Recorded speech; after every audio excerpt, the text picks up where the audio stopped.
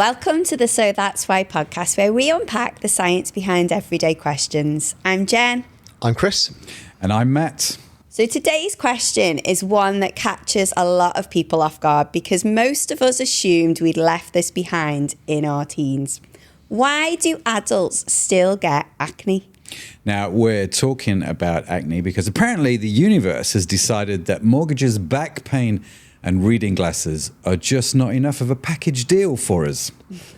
And the frustrating thing is that when it does reappear, there's often a sense of shame around it. Like, it shouldn't still be happening, surely, which can get in the way of people actually treating it effectively.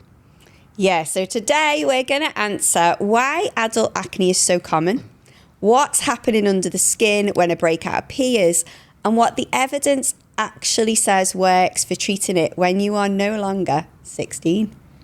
Yeah, and I'm going to be straight with you. I assumed this was just a hormone thing and we'd be done in this episode in about 4 minutes' time. But a spoiler alert, apparently it's not just a hormone thing and the episode will be slightly longer than 4 minutes. Well, hormones are certainly involved, but you are right. There's a lot more to it than just hormones. But before we dig into the adult-specific picture, it's worth us being clear, isn't it, about what acne actually is? Because most people think of it as just spots without understanding what's driving them. Yeah, so acne, or acne vulgaris, to give it its full name, is an inflammatory condition that affects the hair follicles and their attached sebaceous glands. These are the oil glands in your skin. So it's not a surface issue, it starts inside that hair follicle.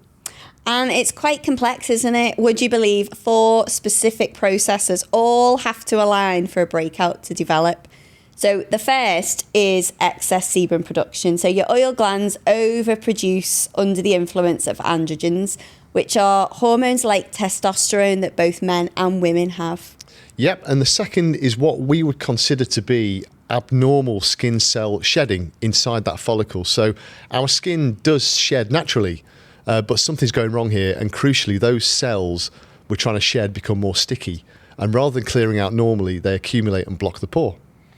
So the follicle gets blocked from the inside, not the outside, which would explain why just washing your face doesn't really sort of fix it. Exactly. And once that blockage forms, which it's called a comedone, the third factor kicks in, and that's a bacterium called Cutibacteria acnes. It's probably not cute. I was going to say, it's cutie bacteria. It's probably the bane of most people's lives, but anyway, or C. acnes for sure. And that grows rapidly in that oxygen-poor, oily environment of the pore. And as if that wasn't enough, there's a fourth piece, which is your immune system responding to that blockage and to the bacteria with inflammation. And that inflammatory response is what creates the redness, the swelling, and the pain of that visible spot. So like you say, 4 separate things going wrong at once, like the stars have aligned. I guess it's like a project, isn't it? Without a project manager, everyone's doing their own thing and the outcome just seems to be mayhem and chaos. Which that's actually a pretty good summary of it, and the reason it's so common. So studies suggest that up to 50% of women in their 20s experience acne, with significant numbers climbing into their 30s and 40s. Now, something for our fact fans. You mean you're going to bust a myth? Oh, here he comes, Captain Mythbuster again. Absolutely. So I mentioned earlier about sticky dead cells blocking the pores, but did you know the concept of pores opening and closing is one of the biggest myths in skin science, or should I say skincare marketing? So pores do not open and close. What? I know. They aren't like little trapdoors with muscles that make them open and close on demand. Are you sure? So all the times, like I've seen skincare products or treatments claim to open pores, or said to myself that even exercise maybe opens pores, is just not true. So how come then, if that is true, Mr. Chris, and I'm not denying that is true, how come pores are sometimes more visible than other times? I thought that's because they were sometimes more open. So no, it's because instead of opening and closing, they dilate or contract. So the dilated pores are more visible. Exactly that. And dilated pores can be caused by them being clogged, being inflamed, or by a loss of skin elasticity, or just through age. And so cleaner and clearer pores look tighter then, right? It doesn't just mean that they're somehow slammed shut. Exactly that. So we want pores to contract and be tight and clean. because it looks far better. I do apologise. I kind of took us off on a bit of a tangent there. That's unlike you, Chris. I know. Apologies. So we were talking about the 4 processes that contribute to acne. So there was excess sebum production, the skin not shedding properly and clogging those pores, the comedone formation, as Jen mentioned, and then the skin's inflammatory response. The important thing to point out here is that those processes are identical in teenagers or adults. So the difference is what triggers them in adult life, because the driving forces shift considerably beyond puberty. So the biggest adult-specific trigger is changes in hormones. And even though changes in hormones are often behind teenage acne, in adults, it's the irregular shifts that cause the problems, particularly the drops and the spikes, rather than like the steady high that's seen in puberty. Yeah, and for women, the most common pattern is cyclical acne. So it's tied to the menstrual cycle. So specifically the days before menstruation, when progesterone falls, but androgen activity, those sex hormones such as testosterone, they remain relatively elevated. And that shift alone can boost the sebum production and cause the skin cells in the follicle to shed faster, which is why so many women see breakouts popping up in the same place at roughly the same point in their cycle. And by same place, you mean specifically the jawline and lower face? Yeah, almost always, because that pattern is so consistently recognised that persistent lower face acne in adult women is now treated as a hormonal flag in dermatology, not just a skin issue. And it's just delightful being a woman. Perimenopause is another window where it becomes significant because estrogen levels drop, but the androgen activity, that still remains high. And so that shifts the hormonal balance in a way that reactivates those sebaceous gland activity. And that your skin might have been clear for years. So you spend your 20s then dealing with hormonal acne, your 30s finally getting on top of it, and then perimenopause seemed to say, well, not so fast. Yeah. I know, it's just not fair, is it? Yeah, Let's be honest. I agree. It genuinely is quite common. And then there's stress on top of everything else, which operates through a completely separate pathway, but is a massive contributor to adult acne. Yeah, cortisol, which is your primary stress hormone, and that's getting a lot of press lately. That directly stimulates the sebaceous glands to increase sebum production. But research has shown that by itself, it drives inflammation in the skin. So the effect is actually two-pronged. Yeah, and I suppose you can think of it as less of a case of stress creating acne from nothing, and more like stress lowering the threshold at which everything that was already kind of quietly ticking over tips over the edge into a full-on breakout. It's just great. But research, it's also shown that psychological stress ramps up the pro-inflammatory cytokine activity in the skin, even without changes in sebum. So it's not just about oiliness, it's how your immune system reacts. Which probably explains the timing then, doesn't it? The spot that appears the morning before something important has been in the pipeline longer than we seem to think. Absolutely. And then we've got diet. So diet is the third major adult driver. And the mechanism here runs through blood sugar. So high glycemic foods being white bread, sugary drinks, refined carbohydrates, the things we all kind of like, they cause this rapid insulin spike, which in turn elevates a hormone called IGF-1. IGF-1 sounds like Mission Impossible. It does. It's definitely a weapon of the Mythbuster. Dun, You should dun, patent dun, that. dun, dun, dun. So I'll help you out here, Chris. IGF-1 is insulin growth factor 1, and that directly stimulates the sebaceous glands and speeds up the abnormal shedding of the cells in the skin follicle. There was a review in 2023, and they found a consistent link between high glycemic diets and acne severity, especially in adult women.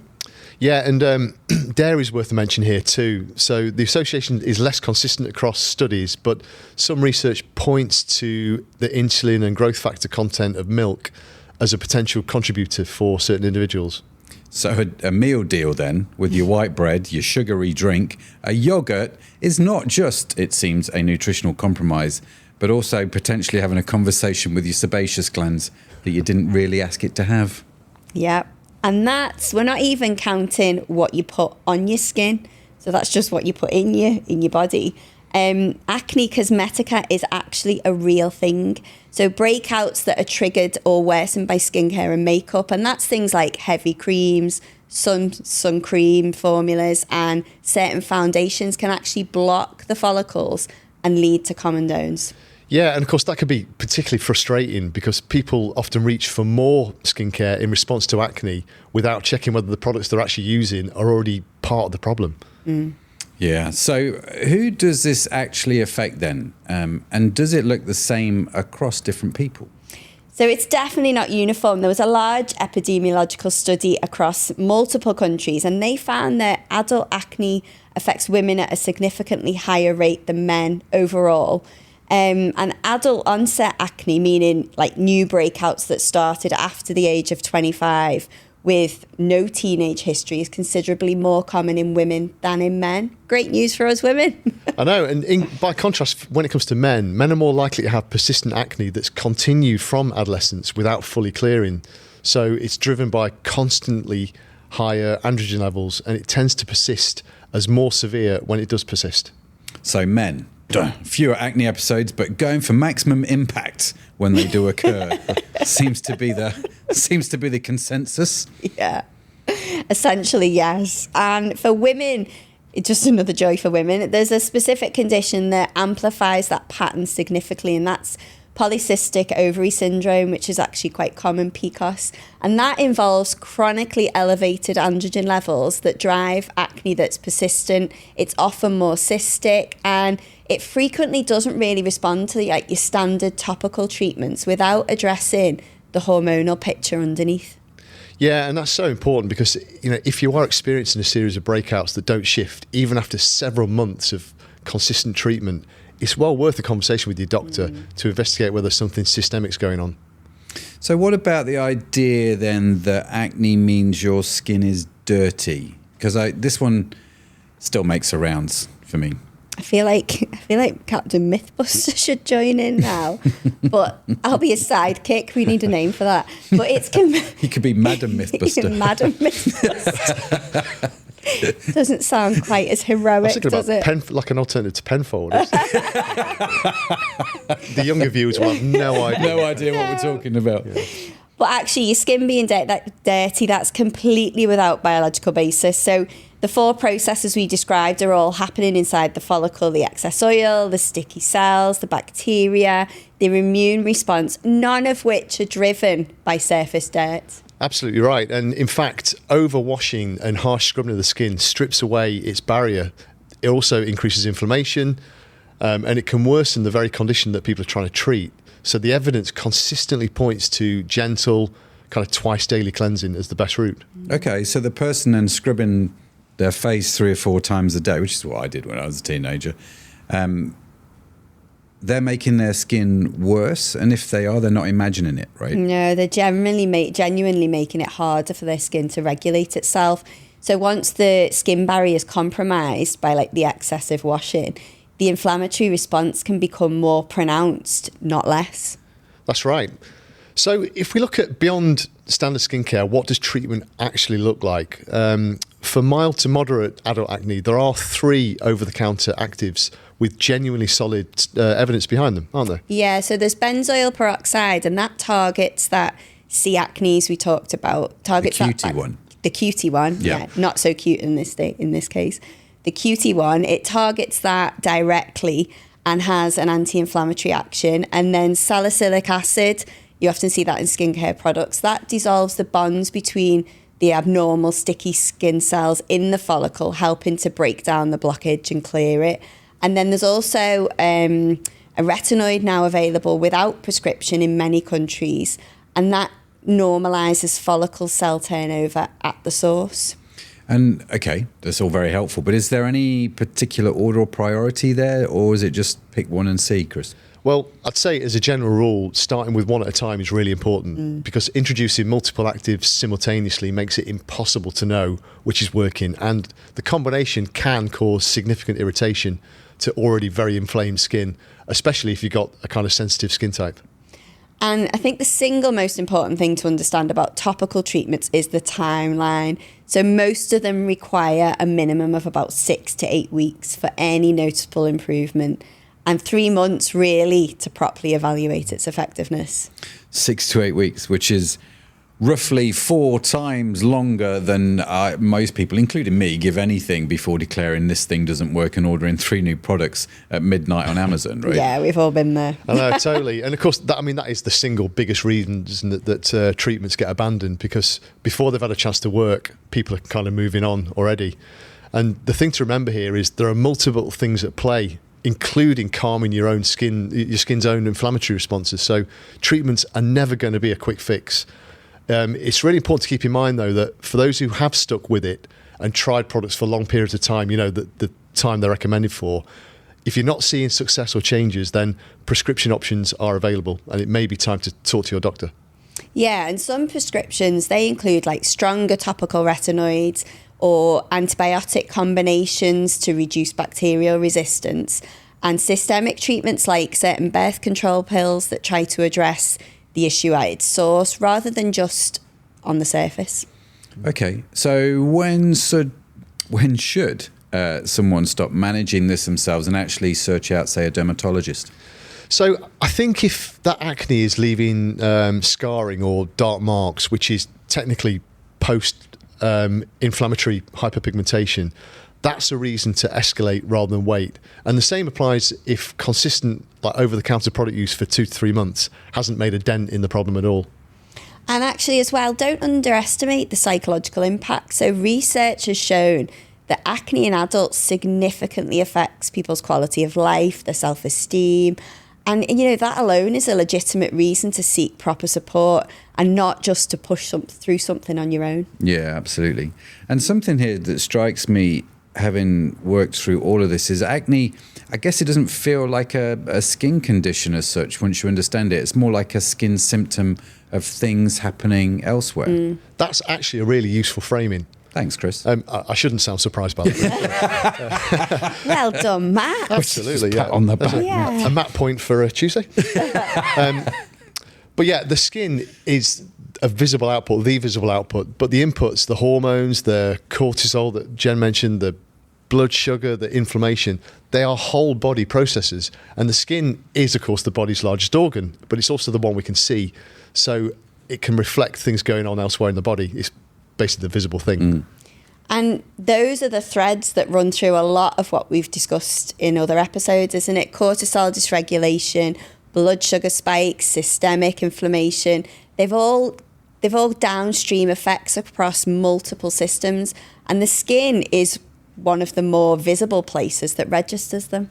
Absolutely. And sleep is a really good example. I know we always talk about sleep.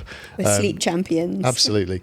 But poor sleep elevates cortisol directly, and that cortisol then feeds into both sebum production and cellular inflammation. It's another area where sleep quality has a knock-on effects that people don't necessarily expect. Yeah, we do like to talk about sleep on this podcast. And it's interesting, isn't it? Because poor sleep then is quietly implicated, it seems, in everything. And at some point, we're going to have to accept maybe that get more sleep is a lifestyle tip and a more fundamental biological requirements that we're all maybe collectively ignoring. I don't know. Yeah. No, I like sleep. Sleep is good. We should change the name of the podcast. Sleep is Good podcast. Yeah, I know, because it fits into everything we chat about. But we talked about diet before, and the diet piece connects back to that too. Blood sugar and insulin response pathway that affects acne is the same pathway talked about on the food cravings episode. And these mechanisms, they don't operate in isolation. They're part of the same metabolic picture. Yeah, which is actually good news, right? Because the lifestyle factors that support skin health are largely the same ones that support a lot of other health outcomes. So there's nothing niche or complicated being required here. Okay, so why do adults still get acne? So adults still get acne because the 4 biological processes behind acne, being excess sebum production, abnormal skin cell shedding in the follicle, bacterial overgrowth, and immune-driven inflammation, don't stop being possible just because puberty ends. They get reactivated throughout adult life by things like hormonal shifts, cortisol levels, blood sugar fluctuations, and environmental triggers. And the gap between you should have grown out of this and this is a real well understood physiological process with effective treatments is exactly the kind of gap this show exists to close. So that's why adult acne is so common, why it has nothing to do with hygiene or effort, and why matching your treatment to what's actually driving it makes such a difference. Yeah, and that knowing the mechanism puts you in a much better position to do something useful about it. Yeah, no longer at the mercy of your sebaceous glands and their terrible sense of timing. So that's it for this week. Make sure you hit that subscribe button. We're unpacking the science behind everyday questions every week.